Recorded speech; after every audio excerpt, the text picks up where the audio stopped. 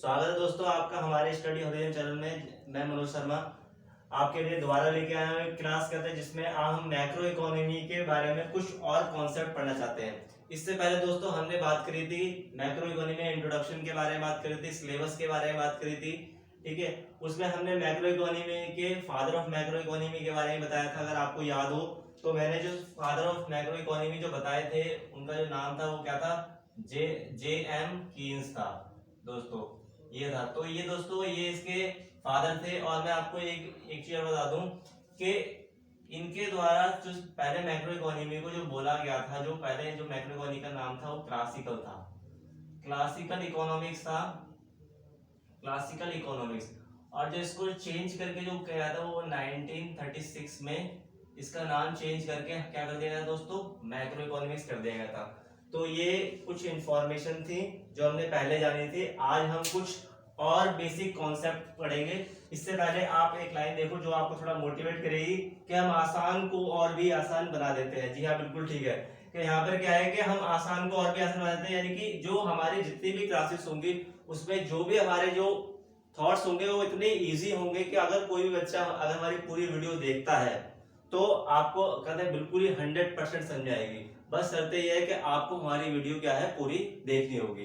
तो आज हम चलते हैं कुछ some basic concept of macro economy, समष्टि अर्थशास्त्र के कुछ मूल अवधारणाएं के बारे में बात करने वाले हैं। दोस्तों देखो इसमें क्या पढ़ना है आपका, ये चैप्टर 1 में इसमें आपको टाइप्स ऑफ गुड्स यानी कि वस्तुओं के प्रकार के बारे में पढ़ना है। गुड्स माने होते हैं वस्तुओं के प्रकार। तो दोस्तों इसमें क्या है कि वस्तुओं के प्रकार कितने होते हैं, 2 होते हैं, एक फाइनल गुड्स और एक इंटरमीडिएट। फाइनल को बोलते हैं हम अंतिम वस्तु, फाइनल गुड मतलब अंतिम वस्तु बोलते हैं। और इंटरमीडिएट जो गुड होती है इसे बोलते हैं हिंदी में मध्यवर्ती वस्तु, इसे बोलते हैं हिंदी में मध्यवर्ती वस्तु। तो दोस्तों इसके बीच में क्या डिफरेंस होता है, क्या चीज होती है, इनके बारे में जानते हैं। जैसे कि इसमें लिखा क्या है, बहुत ही इजी लैंग्वेज में है, ये कहीं बुक में नहीं मिलेगा आपको, ये खुद मैंने अपने बनाई है आपको समझाने के लिए, बहुत ही इजी लैंग्वेज में। That goods which has cross boundary line of production, यानी कि ऐसे गुड्स जो अपनी प्रोडक्शन की बाउंड्री लाइन को क्या कर चुके हैं, क्रॉस कर चुके हैं, यानी उनमें कुछ किसी प्रकार का कोई प्रोडक्शन कहते हैं कुछ प्रोडक्शन एक्टिविटी नहीं होनी है, तो वो सारे प्रोडक्शन की लाइन को क्या कर सकते हैं, क्रॉस कर चुके हैं, तो उनको बोलते हैं हम फाइनल गुड्स। क्या बोलते हैं जी, फाइनल गुड्स बोलते हैं।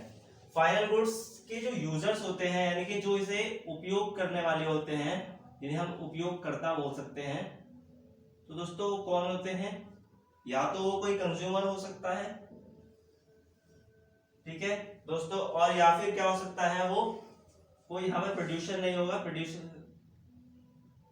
प्रोड्यूसर भी हो सकता है दोस्तों, मान के चल सकते हो, क्योंकि प्रोड्यूसर कभी कभी कहते हैं वो चीजों को अपने खुद सेल्फ यूज के लिए भी कहते हैं वो यूज कर लेता है। तो कहने का मतलब ये है कि एक यूजर कंज्यूमर भी हो सकता है, प्रोडक्शन भी हो सकता, प्रोड्यूसर भी हो सकता है, याद रखना।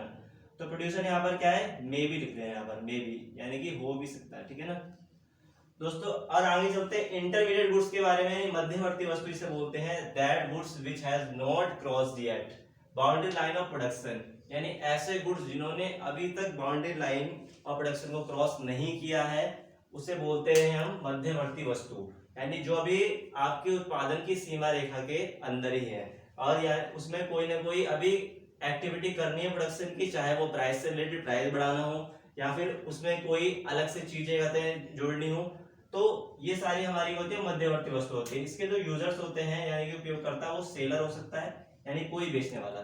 जैसे कि अगर एक हलवाई है यानी कि कन्फेक्शनर बोल सकते हैं इसे, तो ये सेलर जो होता है यानी हलवाई अगर ब्रेड लेके आता है तो उसका पर्पस क्या होता है, उससे ब्रेड पकौड़े बनाना और उसको दोबारा से बेचना, यानी कि उसमें क्या करना है, उसको वो सेल करने के लिए लेके आता है, ठीक है दोस्तों।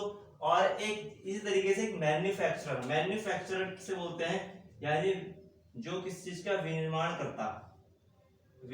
करता जिसे बोलते हैं हम दोस्तों, यानी कि ये क्या करता है, किसी भी रॉ मटेरियल को लेके उसमें कुछ एक्टिविटी करके उसका रूप बदल देता है, उसको बोलते हैं मैन्युफैक्चर। जैसे कि अगर हम बात करें कि शुगर केन यानी गन्ना, अगर गन्ना एक मैन्युफैक्चर लेता है तो उसे क्या करता है, वो उसे चीनी में बदल देता है, तो ये क्या है, मैन्युफैक्चरर का काम है। तो मैन्युफैक्चरर क्या होते हैं, और क्या कहते हैं उसका रेट वो चेंज कर देगा, यानी जो पहले रेट उसने दिया होगा उससे वो बढ़ा देगा क्योंकि उसने कुछ अपनी एक्टिविटी करी है। तो ये होती है हमारी मध्यवर्ती वस्तुएं। ठीक है दोस्तों, याद रखना ये चीज। इसमें एग्जांपल क्या है, readymade clothes purchased bye seller, यानी कि जो रेडीमेड क्लॉथ जो हम लेने आते हैं मार्केटों में, दुकान से, शॉप से, वो क्या होते हैं अगर सेलर द्वारा परचेस किया जाता है तो वो एक इंटरमीडिएट होंगे, क्योंकि उसे वो बेचेगा तो उससे कुछ ना कुछ और उसे वैल्यू ऐड करेगा। लेकिन अगर वो कंज्यूमर द्वारा लिए जाते हैं डायरेक्ट कंज्यूमर द्वारा, तो क्या होगा, कंज्यूमर के लिए वो क्या हो जाएगा, एक फाइनल गुड्स हो जाएगा। जैसे कि मैंने यहाँ पर भी लिख रखा है, देखो, readymade clothes purchase by consumer, consumer द्वारा लिए जाएंगे तो वो क्या हो जाएंगे, फाइनल गुड्स। लेकिन अगर कोई सेलर द्वारा यानी बेचने वाले के द्वारा लिए जाएंगे तो वो क्या हो जाएंगे, इंटरमीडिएट गुड्स। तो इसमें एक चीज याद रखनी है, कंफ्यूजन रहती है स्टूडेंट को कि फाइनल गुड्स और इंटरमीडिएट गुड्स में क्या डिफरेंस होता है। तो सबसे बड़ी एक लाइन है, इस लाइन को समझ लेना कि फाइनल और intermediate goods to identify easily depends on final users. यानी कि सबसे बड़ी चीज जो है, यानी इसका जो फाइनल यूजर अगर बदल जाए, किसी भी कमोडिटी का या किसी भी वस्तु का अगर हमें फाइनल यूजर पता चल जाए तो हम इजीली बता सकते हैं कि वो इंटरमीडिएट है या फिर फाइनल गुड्स है। ठीक है दोस्तों, तो जैसे कि हमें मेन चीज याद रखना है, फाइनल यूजर्स, कोई भी कमोडिटी का जो फाइनल यूजर होगा यानी कि अंतिम उपभोगकर्ता जो होगा, उसी से हमें पता चलेगा कि कोई वस्तु मध्यवर्ती है या फिर वो अंतिम वस्तु है। ठीक है दोस्तों, एक क्वेश्चन अगर जैसे कि अगर ये पूछा है, जो क्वेश्चन है हमारा कि the same good may be final और इंटरमीडिएट, यानी क्या एक ही वस्तु इंटरमीडिएट और फाइनल हो सकती है? जी हाँ, बिल्कुल हो सकती है। ये क्वेश्चन आपकी बुक में मिल जाएगा, तो बिल्कुल हो सकती है। यस, इट मे बी और नॉट, ये हो भी सकती है और नहीं भी, because it depends of final user goods. जैसे कि मैंने बताया आपको कि ये फाइनल यूजर पे डिपेंड करती है कि फाइनल यूजर अगर कोई भी सेलर वगैरह है तो क्या होगा, हमारी इंटरमीडिएट होगी, और अगर कोई भी जो फाइनल गुड्स क्या है कोई कंज्यूमर द्वारा ली जा रही है तो वो क्या होगी, हमारी वो फाइनल गुड्स होगी। तो देखो दोस्तों, आज जो हम पढ़ने वाले हैं ये वेरी वेरी इंपॉर्टेंट क्वेश्चन पढ़ने वाले हैं, जो हमेशा 3 मार्क्स में आता है। आपके प्रीवियस ईयर के क्वेश्चंस में भी देख सकते हैं। ठीक है, डिफरेंस बिटवीन फाइनल और इंटरमीडिएट गुड्स के बारे में डिफरेंस आता है ये, यानी दोनों में अंतर क्या है, फाइनल और इंटरमीडिएट यानी अंतिम और मध्यवर्ती वस्तु के बीच में क्या डिफरेंस है। तो जानते हैं इसके बारे में। It has cross completely boundary line of production.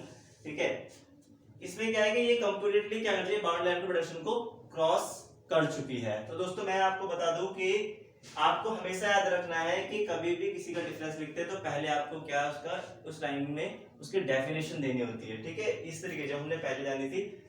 इसमें इंटरमीडिएट में क्या होता है, it has not crossed yet boundary line of production, यानी ये अभी बाउंड्री लाइन प्रोडक्शन को अभी क्रॉस नहीं करी है, यानी इसमें अभी कोई एक्टिविटी होनी है, याद रखना। और इसमें कोई भी एक्टिविटी नहीं होती, याद रखना। फाइनल गुड्स में कोई भी एक्टिविटी अब नहीं होनी है, ये हो चुकी है सारी एक्टिविटीज में। दूसरा पॉइंट क्या है, these goods are not resold for earning profit by the firm in accounting year, यानी इसमें क्या होता है, कोई भी अगर एक गुड्स परचेज कर ली जाती है तो उसे दोबारा से रिसोल्ड नहीं किया जाता, जैसे फाइनल गुड्स में। ठीक है, उसे दोबारा से रिसोल्ड नहीं किया जाता, उसमें कोई प्रॉफिट नहीं कमाया जा सकता, यानी कि वो कंज्यूम कर ली जाती है डायरेक्ट, याद रखना है फाइनल गुड्स में। इसमें क्या है आपका इंटरमीडिएट में, these goods are resold for earning profit by the firm in accounting year, यानी कि इसमें क्या होता है, कोई भी परचेज करने के बाद कोई फर्म द्वारा गुड्स उसमें कुछ एक्टिविटी करके उसमें वैल्यू ऐड की जाती है और उसमें कुछ प्लस प्रॉफिट के तौर पे कुछ वैल्यू ऐड की जाती है। ठीक है, प्रॉफिट को अर्न करने के लिए, याद रखना। तो ये इसमें कोई ना कोई एक्टिविटी की जानी है उसे रिसोल्ड करने के लिए। ठीक है, तीसरा पॉइंट क्या है, these goods are not to value added now, यानी इनमें अब कोई भी वैल्यू ऐड नहीं की जानी है। अब जो पहले हो चुकी है कहते हैं वही कहते कीमत होगी, अभी एक्स्ट्रा इसमें कोई भी अब नहीं दी जानी है क्योंकि इसमें सारी एक्टिविटी हो चुकी है। इसमें क्या है, these goods are to value added now, यानी इसमें अभी वैल्यू एडेड की जानी है क्योंकि ये क्या है, अभी ये अंडर एक्टिविटी है, अभी ये अंडर बाउंड्री लाइन के अंदर है, यानी इनमें एक्टिविटी अभी इनमें कोई ना कोई एक्टिविटी होनी है, और जब एक्टिविटी होगी तो यानी कि कोई उसमें वैल्यू ऐड की जाएगी उस एक्टिविटी के लिए। ठीक है ना, तो याद रखना इसमें वैल्यू एडेड की जानी है, यानी इसमें कीमत बढ़ेगी। फोर्थ पॉइंट है, such type of goods are included in calculation of national income, यानी कि जो इस तरह की गुड्स होती हैं, यानी कि फाइनल गुड्स यानी कि अंतिम वस्तु जिन्हें बोलते हैं, इनकी जो मूल्य होता है वो हम नेशनल इनकम में भी कैलकुलेट करते हैं, नेशनल इनकम में भी इसको शामिल किया जाता है, यानी कि राष्ट्रीय जिसे बोलते हैं। तो अंतिम वस्तुओं के जो मूल्य को हम राष्ट्रीय में शामिल करते हैं। राष्ट्रीय आगे आएगा आपके नेक्स्ट चैप्टर में, तो उसमें हम पढ़ेंगे इसके बारे में, ठीक है। इसका लास्ट पॉइंट है such type of goods are not included in the calculation of national income, यानी कि इसको अभी ऐड नहीं किया जाना है नेशनल इनकम में, क्योंकि ये अभी अंडर एक्टिविटी है। और अगर हम इसे ऐड कर लेंगे तो दोबारा से जब इसमें एक्टिविटी होने के बाद दोबारा मूल्य बढ़ेगा तो ये डबल बार इसका प्राइस में जुड़ जाएगा, जो कि नहीं होना चाहिए, यानी कि डबल बार की बात। तो इसलिए इसको अभी ऐड नहीं करते, यानी इसे नेशनल इनकम में ऐड नहीं किया जाएगा, क्योंकि इसमें वैल्यू एडिट की जानी है अभी, ठीक है ना दोस्तों। अब बात करते हैं कुछ कंज्यूमर गुड्स। कंज्यूमर गुड्स यानी कि इसे हिंदी में हम बोलते हैं उपभोक्ता वस्तु। उपभोक्ता वस्तुओं के बारे में पढ़ते हैं। और उपभोक्ता वस्तु इसे इंग्लिश में कंजप्शन गुड्स भी बोलते हैं, याद रखना। कंज्यूमर गुड्स या कंजप्शन गुड्स एक ही चीज है, हिंदी बोलते हैं उपभोक्ता वस्तु। यानी उपभोक्ता वस्तु क्या होती हैं, टाइप्स इनके बारे में पढ़ते हैं, इनके प्रकार कितने होते हैं। तो याद रखना ये 4 प्रकार की होती है दोस्तों, 4 प्रकार की। कौन कौन सी होती है 4 प्रकार की? Durable goods. ड्यूरेबल का मतलब होता है टिकाऊ, हिंदी में बोलते हैं इसे टिकाऊ वस्तु, ड्यूरेबल होती है। तो कौन सी होती है टिकाऊ वस्तु दोस्तों? ऐसी गुड्स इसके अंदर आएंगी जिनका जो टाइम पीरियड होता है, यानी जो समय अंतराल होता है वो 5 से 10 साल के होता है, 5 से 10 साल का, उनको बोलते हैं हम ड्यूरेबल गुड्स। इसमें कौन कौन सी आ सकती है? जैसे कि आप मान के चल सकते हो कि आपका जो टीवी है, टीवी वगैरह हो गया, आपका रेफ्रिजरेटर वगैरह हो गया, ठीक है। ये सारे गुड्स क्या ड्यूरेबल होते हैं और 5 से 10 साल चलने वाले होते हैं, तो इसीलिए हम इनको ड्यूरेबल गुड्स कहेंगे, ठीक है, इनका टाइम पीरियड। सेकंड जो है हमारी कंज्यूमर गुड्स है वो है सेमी ड्यूरेबल। सेमी का मतलब होता है आधा, यानी अर्ध टिकाऊ। इसे हिंदी में बोलते हैं अर्ध टिकाऊ वस्तु। तो अर्ध टिकाऊ क्या होती है? जैसे सेमी से पहले यानी थोड़ा होगा, यानी इसमें कौन कौन सी वस्तु आएंगी, यानी जिनका टाइम पीरियड यानी कि समय अंतराल 1 से 2 साल का होता है, उनको बोलते हैं हम सेमी ड्यूरेबल। क्या हो सकती है? जैसे कि आपके जो कपड़े होते हैं, क्लॉथ्स होते हैं, ठीक है, वो क्या होते हैं आपके सेमी ड्यूरेबल होते हैं, यानी कि वो 1 से 2 साल चलने वाले होते हैं। तो इस तरीके की जो वस्तु होंगी वो सारी क्या होंगी? सेमी ड्यूरेबल गुड्स होंगे, ठीक है। शूज वगैरह भी ले सकते हो आप इसमें, और अदर एग्जांपल भी ले सकते हो, ठीक है। नेक्स्ट है थर्ड नॉन ड्यूरेबल गुड्स है। नॉन का मतलब होता है यानी कि नहीं, यानी कि ये आपकी गैर, ठीक है, गैर टिकाऊ वस्तु है, यानी कि इसमें टिकाऊ वस्तु नहीं होंगी। तो ऐसी कौन सी गुड्स होती हैं? यानी इसमें आपको याद रखना है जिनका जो टाइम पीरियड होता है वो 2 से 4 दिन का होता है, केवल 2 से 4 दिन का। तो ऐसे कौन सी वस्तु हो सकती है दोस्तों? जैसे कि आप मान सकते हो मिल्क 2 से 4 दिन का होता है, ब्रेड हो गया, ठीक है। इस तरह की होती है, ये सारी क्या होती है आपकी 2 से 4 दिन चलने वाली चीजें होती हैं, ज्यादा इनका टाइम पीरियड नहीं होता है।